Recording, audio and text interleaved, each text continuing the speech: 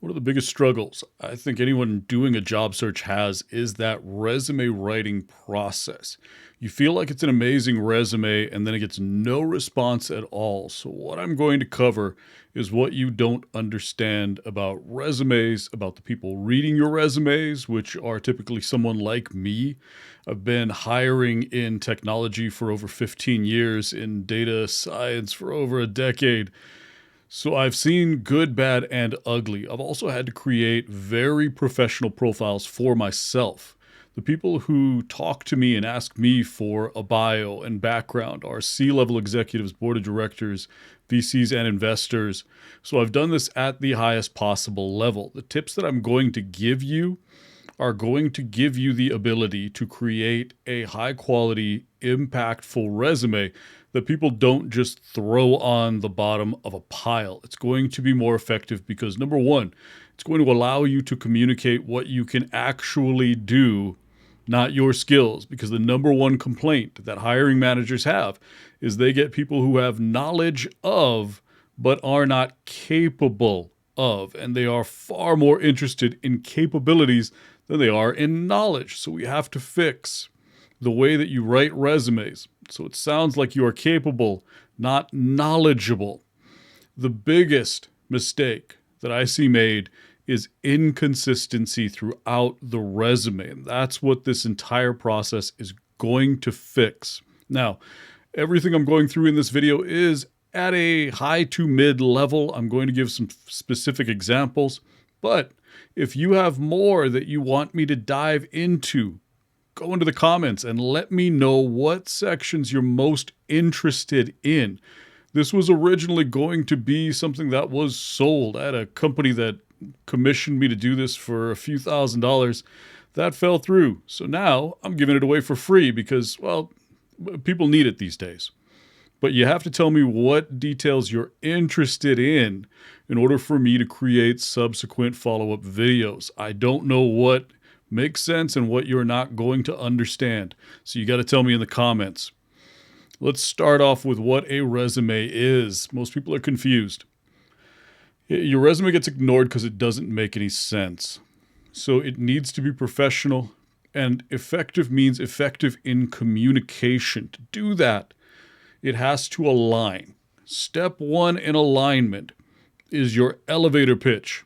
Step 2, education and career story. Step 3, your body of work. And 4, one of the most important components is social credit and proof. I'm going to get into each one of these, but let's start with your elevator pitch. Why am I starting this way? This is going to give your resume a consistency and flow, but on top of that, anytime you are talking to somebody, especially in a phone screen, or in an interview setting, you're going to sound consistent with your resume, which is absolutely critical. Some people get their resume selected, and then the recruiter or the hiring manager or whoever you're talking to, that first gatekeeper, feels like you are one person in the resume and another person when you present yourself to them during that phone screen. So the elevator pitch fixes that. And it's the starting point for your entire resume. It's a very, very concise bio, and I want to read you my example. This is what I give people when they ask me for that very quick, who are you? I say I'm a technical strategy expert. I'm followed by NVIDIA, Intel, SAP, Uber, and many other technical leaders. I built data and AI strategies for Fortune 500 clients, and I take them from early phases of data maturity to monetizing data in models in between 12 to 18 months. I've practiced that so many times, it is painful. You start with an elevator pitch because this is the central theme that everything else you write in your resume will revolve around. And I just gave you an example of a very powerful framework that I'll get into later that communicates in a concise way what people who are reading your resume are actually looking to figure out. What are they trying to learn from you? Your career and education story are the next piece of it. This is what you would say if somebody said, hey, give me about 2 minutes. I want to hear about you. Where'd you come from? How'd you get into this? Because this is something that you're probably going to be asked during a phone screen, during an interview. And again, consistency. If they read your resume and then this brief bio doesn't make any sense, if it doesn't line up, you've immediately lost your audience and you've lost a level of credibility. So the importance of a career story and an education story cannot be understated. The objective, it's to establish your credibility. And so we're going to use this framework. And what I just went through, that elevator pitch, is an example of this framework. I'm talking about the problems that you can solve. For me, what were those problems? AI strategy. I can build data and AI strategies and I gave you a time window. Why? Because I understand customer needs. They don't want to be building this for the next 3 years, 5 years. They want to be monetizing faster. I understand the need of the person who buys my service. Understand why you get paid. Why is someone hiring you? And make sure you're talking to them. That doesn't mean, I can build this model. They don't care. They have a problem to solve. Aim at the problem that you can solve, the value that you can create, and the outcomes that you produce. And I used a 3-layer skill, supporting evidence, and outcome structure. Every paragraph, 2 to 3 lines, where you say, this is something I can do. You provide supporting evidence that proves that you can do it, and you explain the outcome that is produced by this thing that you do. So now what you're doing is you're talking about a problem that you can solve, supporting evidence for it, the value that you create, and the outcomes that you produce. You're doing this in a way that's believable. And that's absolutely critical. If you don't sound credible, if you don't establish that credibility with every piece of your resume, the reader is not going to bring you in. Social credit and proof is absolutely critical to establishing that credibility. So what is social credit? Anybody that recommends you, anybody that gives you a positive review, a 5-star on Uber or on Yelp, any awards that you've won, and any certifications that you've earned, any sort of educational outcomes can also be used as social credit, because what that means is someone else, an authority, has recommended you. A number of customers, people that have used your service or taken your course or whatever it may be, have said, this is cool. I like it. It was good. I got value out of this. Awards, very similar transference.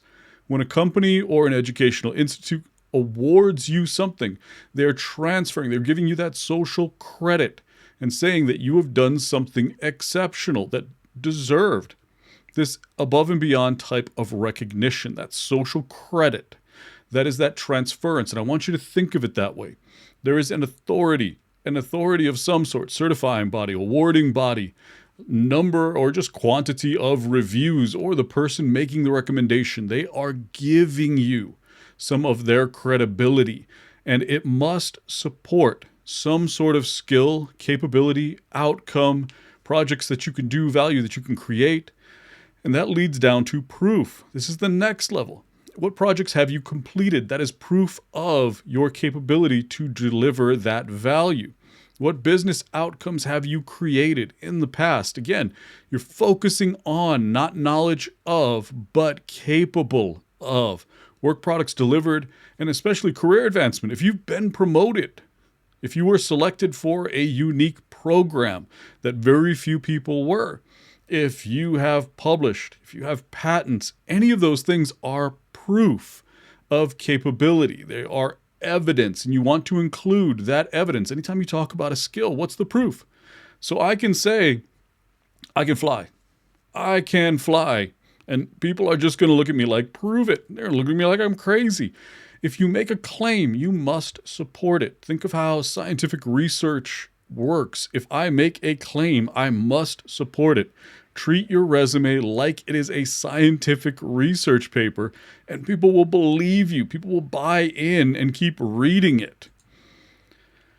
Here's the framework, a very basic framework. Keep it down to 3 communications objectives. Here's my most important capability to deliver a specific outcome. Don't talk about the 18 skills that it takes. Talk about the one that is absolutely most critical to deliver that specific outcome, that value. What is that thing that you can create, the problem that you can solve? Next, here is the social proof, or the supporting evidence, or 5-star Yelp review, whatever it is. Here is something that directly connects to this capability, this outcome. It proves that I can do this. It's not just me saying it, which is so important. So many resumes are just you telling me you can do something, but there's no evidence. You must support every assertion, or at least as many assertions as you can. And then finally, problem you solve and value you can provide. So here is capability, most important one, proof, or social validation, social credit. And then finally, problem you solve and value you can provide. Hammer it home. Let people know, don't make me guess. Do not make them guess. You don't know exactly how technical the person who's reading your resume is or how well they're going to be able to read between the lines. So don't make them do it. Communication objectives, overarching communication objectives of every single resume. You want to talk about your strengths and competitive advantages. I'm going to explain what those are in a minute.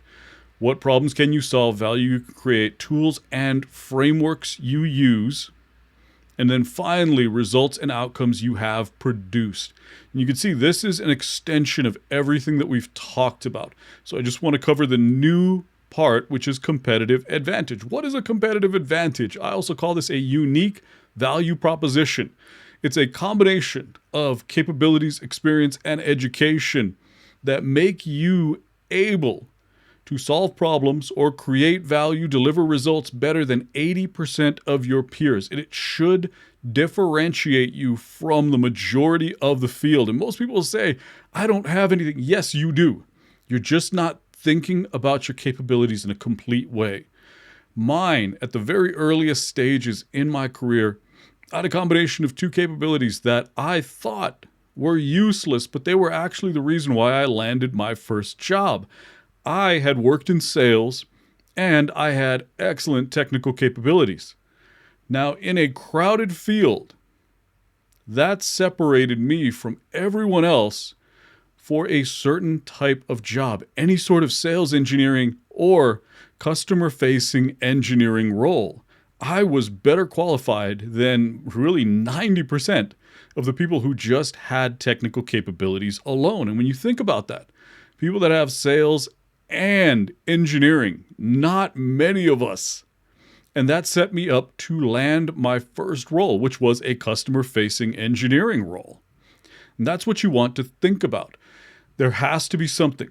There are some combination of capabilities, education, and experience, background, that allow you to, in a specific, not really niche, it's a little too small, but for specific types of roles, you have an advantage where you can deliver value better than 80%. And I really want you to think about that combination, because that, for the most part, is where we find our competitive advantages, is this combination where you can put two things together and be extraordinarily qualified for a narrower set of roles, but you still want to target roles where there's enough availability that you are not so pigeonholed that it's unlikely you will find the exact fit that you're looking for.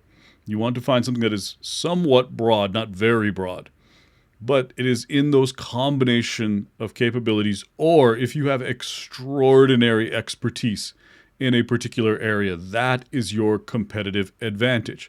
Now let's talk about formatting. This is another thing I see a lot of people do wrong in their resume. Always put your best at the very top. It doesn't matter what anyone tells you. You should always lead with this. No, always lead with the thing that is strongest about you. If you have a great educational background and not much experience, don't lead with your experience. Put your education at the top. Wow me and dazzle me with your advantage, the thing that makes you better. Talk about your education and how you did something in this education that was unique. You have this unique combination of education and something else. And then social proof, throw it in there. What else? What other social credit do you have? Have you won awards? Did you get a great grade point average? Have you taken an unusual combination of courses and were, for whatever reason, recognized or able to contribute to a project in an interesting way that others would not? Again, thinking about competitive advantages, and always lead with your best. Always. And even if it's just social credit and proof, if you have, minimal education, not much experience, but you have amazing reviews and some recommendations, you've won awards, those are all, put those at the top. You're thinking to yourself, no, I'm not supposed to. Yes, you are. Always hit me with your best at the very beginning, because you don't know how far down I'm going to read if I'm not impressed. And that's across the board, from recruiters to hiring managers. Use the best at the very top. And every time you put something into your resume, ask yourself, what information does this add?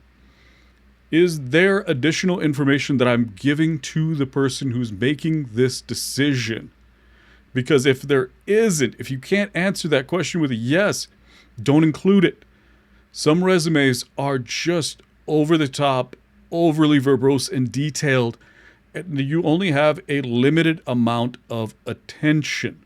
So I emphasize, in formatting, anytime you put something in your resume, again, use the 3 communications framework, 3-tiered, and make sure that as you're looking at it, you say, okay, this adds new information that will lead to an interview decision. This isn't just fluff.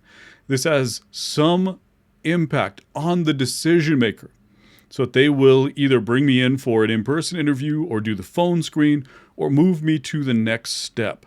Make sure, I'm going to hit this one more time, it is informative and it targets that decision.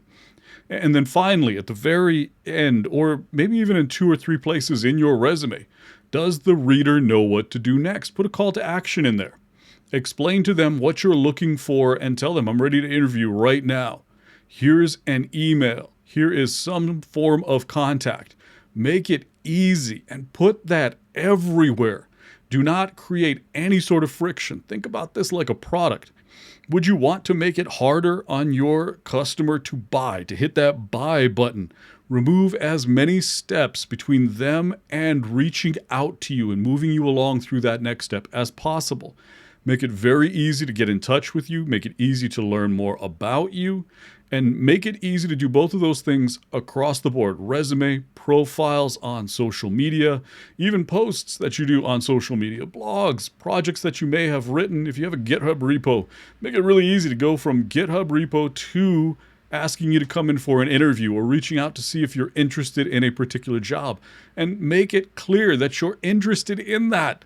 Clear call to action, clear interest. This is what I want you to do next. This is the kind of role I'm going for. These are the kind of companies I'm interested in. Make it obvious and tell the reader what to do next. So those are my tips to building an effective resume. If you enjoyed this, hit the like button. If you need more detail on something, put it in the comments. If I get enough feedback, I will keep making these. If I get no feedback, this will be a one and done, and I want to build content that is valuable to you. So you got to give me feedback. If I haven't explained something fully, get back to me, let me know, and I'll take care of it.